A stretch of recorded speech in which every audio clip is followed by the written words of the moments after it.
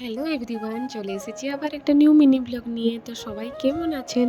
অনেক দিন পর আপনাদের সঙ্গে কথাবার্তা, তাই না? তো সকালে উঠে স্নান করে পুজো দিয়ে দিয়েছি ঠাকুরের কাছে। এবারে আমি করে নিব আমার সকালের ব্রেকফাস্টটা। তো ব্রেকফাস্টে আমি নিয়েছি আজকে কাঁচা ছোলা আর কাঁচা মুগ, তারপরে নিয়ে নিলাম আমার ডিটক্স ওয়াটারটা। আর আজকে না বাবাকে আমি কিছু জিনিস অর্ডার করেছিলাম মেডিসিন স্টোর থেকে নিয়ে আসার জন্যে। তো বাবা এখানে নিয়ে এসেছেন আমার জন্যে, যেটা কি ছিল মিহির একটা ডাইপার আর মিহি নেনপ্রোগুলো আমি এনে স্টক করে রেখে দিই। আর তাছাড়া তার সঙ্গে ছিল ভিটামিন D3 ক্যাপসুল নিয়েছি, ভিটামিন D ক্যাপসুল, ওটা আমার লাগবে বলে। তো এইটুকুই। তারপর না হালকা বৃষ্টি দিতে আমি আর আমার বোন দুজনই ভাবলাম যে কিছু একটু অর্ডার করে খাওয়া যায়। তাই আজকে নিলাম ওয়াই চায়না থেকে আমরা কিছু জিনিস সুইগি থেকে অর্ডার করে নিয়েছি। তো ছিল আমাদের ফ্রাইড রাইস, যেটা কি ছিল এগ ফ্রাইড রাইস, আর দুটো চিলি চিকেন নিয়েছিলাম। আর খুবই টেস্টি হয়েছিল। আর বৃষ্টি ওয়েদারে না এগুলো খেতে খুবই দারুণ লাগে।